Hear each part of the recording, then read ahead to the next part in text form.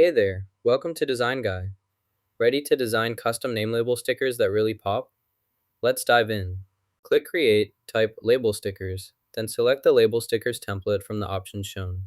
Choose any template design for your label sticker by selecting one from the available options.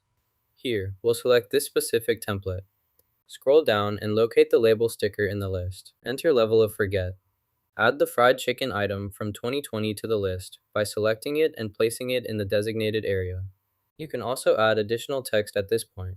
Change the event color by selecting a new color in the calendar settings. Try adding recent colors to the steps for better visual distinction. You can apply it here as well. I will create a new direction to demonstrate. You can also add elements to this section.